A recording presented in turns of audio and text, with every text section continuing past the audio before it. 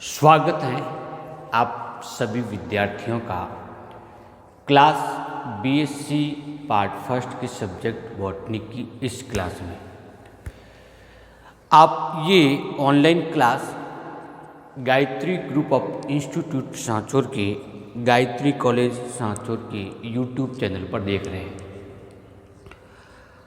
आज इस क्लास में हम पढ़ेंगे रिप्रोडक्शन इन बैक्टीरिया, जीवाणुओं में पाए जाने वाले जनन के प्रकार और जनन किस प्रकार से होता है इसके बारे में। जीवाणुओं में दो प्रकार से जनन की प्रक्रिया पाई जाती है।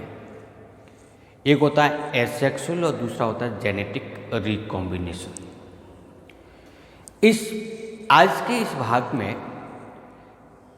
एसेक्सुअल रिप्रोडक्शन के अंतर्गत आने वाले विभिन्न प्रकारों को हम पढ़ेंगे, जिसके अंतर्गत बाइनरी फिजन, मुकुलन और कॉर्निडियम के द्वारा होने वाला जनन का प्रकार पढ़ेंगे। इससे पहले हमने इस बैक्टीरिया से क्या क्या पढ़ रखा है, तो बैक्टीरिया से संबंधित विभिन्न टॉपिक जैसे बैक्टीरिया की संरचना, बैक्टीरिया में पोषण, बैक्टीरिया का क्लासिफिकेशन इत्यादि हम पिछले कुछ वीडियो के माध्यम से पढ़ते आ रहे हैं। बैक्टीरिया की संरचना को समझने के लिए इसी YouTube चैनल पर अपलोड किए गए इससे पूर्व के वीडियो का आप जरूर अवलोकन करें। तो आइए आज हम अपना टॉपिक स्टार्ट करते हैं, रिप्रोडक्शन बैक्टीरिया का फर्स्ट भाग। सबसे पहले बात करते हैं जनन क्या होता है या रिप्रोडक्शन क्या होता है। जनन एक वह प्रक्रिया है जिसके माध्यम से कोई कोशिका अपने समान नए संतति कोशिका का निर्माण करती हो। इस क्रिया को क्या कहते हैं? हम जनन कहते हैं। जैसे एक सिंगल कोशिका है, वो विभाजन के द्वारा दो कोशिका का निर्माण करते हैं। इस प्रकार की बनी हुई इन कोशिकाओं को हम संतति कोशिका या डॉटर सेल कहते हैं, जबकि जिस कोशिका से डॉटर सेल बनी है वो पेरेंटल सेल कहलाती है। इस क्रिया में मुख्य रूप से समसूत्री विभाजन भाग लेता है। निर्मित होने वाली कोशिकाएं अपने जनक के समान गुणों युक्त होती हैं। इस प्रोसेस को हम नाम क्या देते हैं? रिप्रोडक्शन कहते हैं। इस रिप्रोडक्शन का महत्व क्या है? जैसे बैक्टीरिया के संदर्भ में देखें तो ये इस प्रोसेस के द्वारा संतति का निर्माण करते हैं जिससे इसका अस्तित्व बना रहे। और नंबर दो, क्योंकि एक जनक से दो कोशिका बन रही है, अर्थात वो अपनी संतति संख्या को भी बढ़ाता है। बैक्टीरिया में रिप्रोडक्शन के दो प्रकार हैं। एक होता है एसेक्सुअल और दूसरा होता है जेनेटिक रिकॉम्बिनेशन। एसेक्सुअल या अलैंगिक जनन, जिसमें किसी विशेष लैंगिक जनन जैसे अंगों का निर्माण नहीं होता, न तो गैमेट्स बनते हैं और न ही गैमेट्स का फ्यूजन होता है, अतः फर्टिलाइजेशन की प्रोसेस नहीं पाई जाती, इसीलिए इसको नाम देते हैं एसेक्सुअल। इसमें हमेशा पेरेंट सेल के रूप में एक सिंगल कोशिका प्रयुक्त होती है। दूसरा आता है जेनेटिक रिकॉम्बिनेशन। हम इस बैक्टीरिया के संदर्भ में लैंगिक जनन नहीं पढ़ रहे हैं, बल्कि क्या पढ़ रहे हैं? Genetic recombination. तो इन दोनों में क्या फर्क हुआ? लैंगिक जनन और जेनेटिक रिकॉम्बिनेशन फर्क क्या हुआ? जेनेटिक रिकॉम्बिनेशन में केवल और केवल डीएनए ट्रांसफर होता है, लैंगिक अंगों का निर्माण इसमें नहीं होता, इसलिए इसको लैंगिक जनन हम नहीं मानते। लेकिन चूंकि डीएनए ट्रांसफर होकर के दूसरी कोशिका के जेनेटिक मटेरियल को रूपांतरित कर देते हैं, इसलिए उसको नाम देता है जेनेटिक रिकॉम्बिनेशन। एसेक्सुअल रिप्रोडक्शन पहले पढ़ते हैं। एसेक्सुअल रिप्रोडक्शन कई प्रकार के होते हैं, जैसे बाइनरी फिजन या द्विविखंडन। दूसरा कॉर्निडियम के द्वारा, मुकुलन के द्वारा, और सबसे इम्पोर्टेंट होता है बैक्टीरिया के संदर्भ में, वो है एंडोस्पोरिया, अंतःबीजाणु। तो कुल 4 प्रकार से या 4 विधियों के द्वारा बैक्टीरिया में सामान्यतः अलैंगिक जनन पाया जाता है। कौन कौन सा है? Number first binary fusion, by budding, by conidiospore and by endospore. सबसे पहले बात करते हैं बाइनरी फ्यूजन क्या होता है। बाइनरी का मतलब दो भागों में विभक्त होना। जब कोई कोशिका विभक्त होकर के दो सेल्स का निर्माण करते हैं उसको नाम देते हैं बाइनरी फ्यूजन, द्विविखंडन कह सकते हैं, द्विखंडन कह सकते हैं। सामान्यतः बाइनरी फ्यूजन होगा कैसे? जैसे ये एक सिंगल सेल है, बैक्टीरियल सेल है, इसकी सबसे बाह्य जो परत है वो कहलाती है इसकी सेल वॉल, या हम उसको नाम देते हैं कोशिका भित्ति। कोशिका भित्ति के बाद में जो इसकी आंतरिक परत है उसको नाम देते हैं सेल मेम्ब्रेन, ये होगी सेल मेम्ब्रेन। इस कोशिका में ये जो पाया जाता है उसको नाम देते हैं डीएनए अथवा जेनेटिक मटेरियल। ये एक सामान्य कोशिका की संरचना। हमने अन्य संरचनाओं को इसमें प्रदर्शित नहीं किया क्योंकि कोशिका विभाजन के दौरान डीएनए का पहले विभाजन होता है, तो केंद्र का पहले विभाजन होता है, उसके बाद में जीवध्रुवीय विखंडन होता है, तो उन्हीं चीज़ों को प्रदर्शित किया जाए। सबसे पहले इस जेनेटिक मटेरियल में समसूत्री विभाजन होता है और समसूत्री विभाजन के फलस्वरूप दो जेनेटिक मटेरियल का निर्माण होता है। कितना होगा? दो जेनेटिक मटेरियल। इसके अतिरिक्त जो प्लाज्मिड है वो भी रूपांतरित हो जाता है। तो जेनेटिक मटेरियल यहाँ पे बने हुए कितने बने हुए? दो डीएनए बन गए। और विभाजन यहाँ पे कौन सा हो रहा है? इस स्थान पे जो विभाजन होता है उसको हम नाम देते हैं माइटोसिस या समसूत्री विभाजन। समसूत्री विभाजन की सबसे बड़ी विशेषता होती है इसमें कि इसमें तुर्कों का निर्माण नहीं होता, तुर्क तंतु नहीं बनते, बल्कि डायरेक्ट डीएनए विभाजित हो जाता है। इसके बाद में ये दोनों जेनेटिक मटेरियल अलग अलग दिशाओं में गमन कर देता है।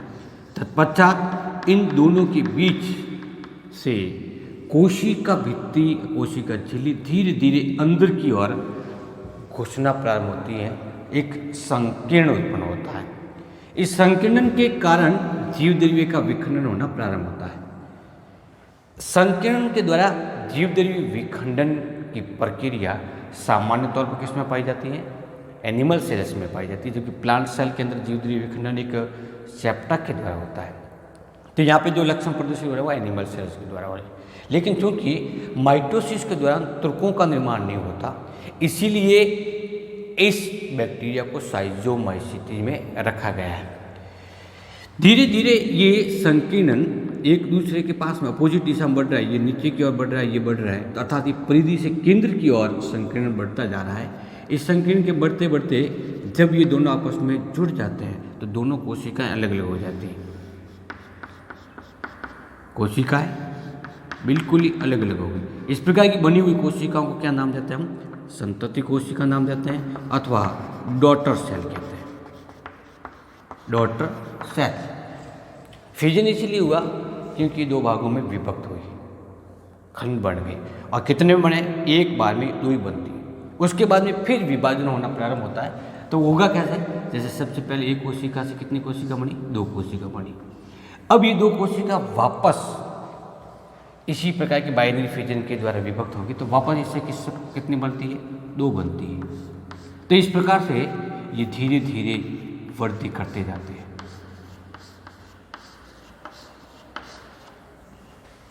तो ये पेरेंट सेल्स की प्रोजेनी फर्स्ट है, प्रोजेनी सेकंड और प्रोजेनी थर्ड। इसी प्रकार से लगातार बाइनरी फ्यूजन करते रहने से कोशिकाओं की संख्या धीरे धीरे बढ़ती रहती है। ये कोशिका कितनी होगी? तो ऐसा माना जाता है कि जीवाणु कोशिका 6 घंटे में लगभग 2.5 लाख कोशिकाओं को निर्मित कर सकते हैं। इतनी फास्ट प्रोसेस होती है। लेकिन ये क्रिया तब सामान्य रूप से होती रहती है जब सभी परिस्थितियाँ अनुकूल हों। उसके लिए भोजन, ताप, दाब, आर्द्रता और आवास जैसी संरचनाएं सभी अनुकूलित अवस्था में है, फेवरेबल कंडीशन है। उस स्थिति में जीवाणु कोशिका बाइनरी फ्यूजन के द्वारा लगभग 2.5 लाख कोशिकाएं 6 घंटे के अंतर्गत निर्मित कर सकती है। लेकिन यदि उस दौरान भोजन की कमी हो जाती है तो ये बाइनरी फ्यूजन बीच में रुक जाता है, अर्थात 2.5 लाख कोशिकाओं का निर्माण संभव नहीं होता है। तो भोजन की कमी अनुकूल परिस्थिति को तोड़ता है, प्रतिकूल परिस्थिति उत्पन्न करता है। फलस्वरूप भोजन को हम सीमाकारी कारक के रूप में मान सकते हैं। सीमाकारी कारक वो होता है जो उस क्रिया को रोकने का कार्य करता है, उस क्रिया को बाधित करता है। तो क्या नाम देंगे उसको? सीमाकारी कारक। बाइनरी फ्यूजन के लिए सीमाकारी कारक क्या हुआ? भोजन का निर्माण हुआ। इस बाइनरी फ्यूजन में क्या होता है कि बाइनरी फ्यूजन में एक सिंगल सेल विभाजित होकर के 2 कोशिका का निर्माण करती है। उसके बाद में ये कोशिका सामान्य रूप से अपना आकार पेरेंट कोशिका के समान करती है। फिर ये बाइनरी विभाजन में, बाइनरी फ्यूजन के द्वारा फिर 2 नई कोशिकाओं का निर्माण करती रहती है। इस रिप्रोडक्शन मेथड का सबसे इम्पोर्टेंट लक्षण ये है, महत्वपूर्ण बिंदु ये है कि इसके द्वारा कम समय में तीव्रता से कोशिकाओं की संख्या में वृद्धि हो सकती है और होती है। लेकिन फिर भी जीवाणु कोशिकाओं द्वारा इस क्रिया को सामान्यतः कम उपयोग में लिया जाए। क्यों लिया जाता है? क्योंकि जब अनुकूल परिस्थिति होगी तो बाइनरी फ्यूजन के द्वारा वो डिवाइड होगा, लेकिन जब अनुकूल परिस्थिति नहीं है, उस स्थिति में जीवाणु का अपना अस्तित्व बनाए रखने के लिए दूसरी मेथड का यूज करना पड़ता है। तो सेकेंड मेथड हम पढ़ते हैं बडिंग के द्वारा। मुकुलन द्वारा जीवाणुओं में जनन एक सामान्य प्रक्रिया होती है कुछ जीवाणु में। कौन कौन से जीवाणु? जैसे हाइपोमाइक्रोबियम वल्गेर और रोडोमाइक्रोबियम वेनिली। तो ये 2 प्रकार के जीवाणु ऐसे हैं जिसमें बाइनरी फ्यूजन के स्थान में मुकुलन की प्रक्रिया के द्वारा जनन की प्रक्रिया फास्ट होती है और अधिकतर पाई जाती है।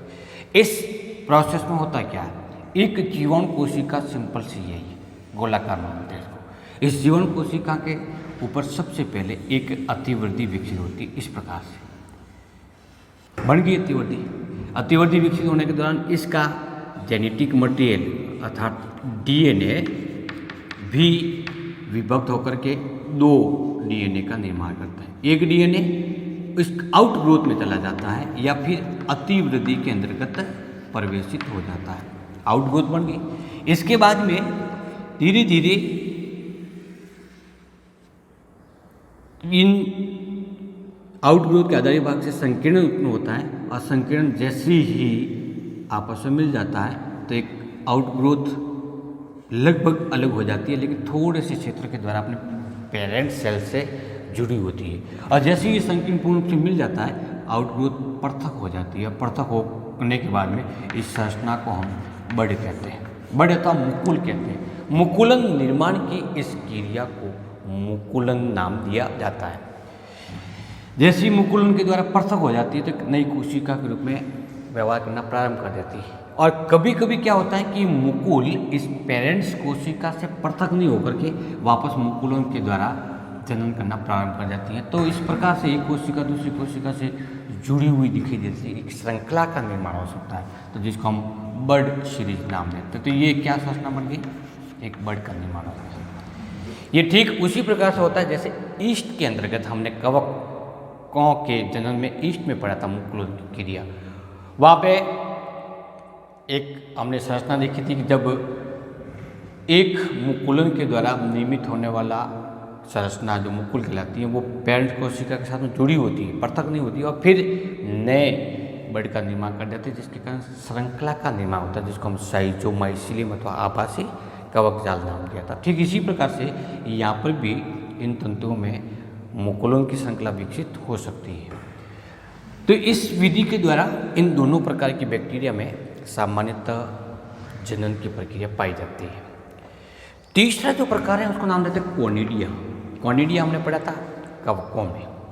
ठीक उसी प्रकार से जिस प्रकार से कवक में कॉनिडिया के द्वारा जनन होता था, उसी प्रकार से इन बैक्टीरिया में भी कॉनिडियम जैसी संरचना से जनन की प्रक्रिया संपन्न होती है। होगा कैसे? सबसे पहले एक फिलामेंटस तंतु होगा, तंतुमय जीवाणु होगा। उन जीवाणुओं में कॉनिडिया के द्वारा जनन हो सकता है। कोकस के अंदर सामान्यतः कॉनिडिया का निर्माण नहीं होता।